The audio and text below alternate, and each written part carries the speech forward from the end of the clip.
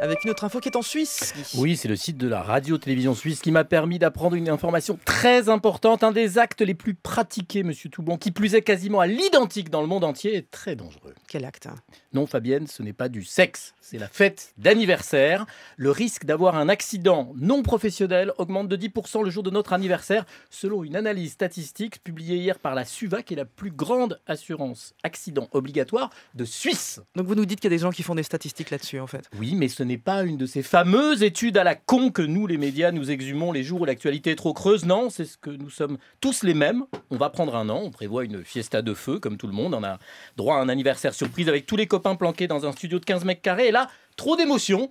Hop, on se blesse. Alors il y a tout de même une bonne nouvelle, c'est que par ricochet, évidemment, le risque d'accident professionnel diminue ce jour-là de 10%. Et oui, si on prend un jour de congé, on ne peut pas avoir un accident du travail, c'est assez logique. J'ai aussi découvert qu'il y a une augmentation des accidents lorsque l'anniversaire tombe un lundi ou un vendredi. Vous l'aurez compris, Fabienne, c'est le week-end prolongé qui est aussi très dangereux. Alors, quel genre d'accident? Racontez-nous un peu. L'accident d'anniversaire, c'est quoi? Il suffit de jeter un coup d'œil sur les déclarations de sinistres, puisqu'on parle d'assurance, pour comprendre qu'il n'est pas nécessaire de faire un baptême d'hélicoptère ou d'aller faire un trekking dans l'Himalaya. Pour se blesser, de nombreux accidents se produisent dès les préparatifs de la fête. Et puis pendant l'anniversaire, il y a les coupures provoquées par les inévitables bris de verre.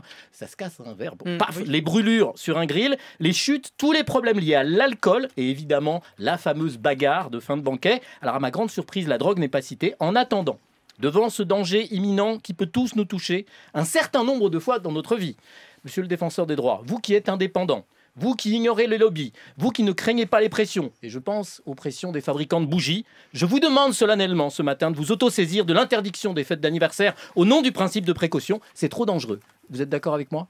Monsieur Toubon, vous le ferez? Promettez-moi.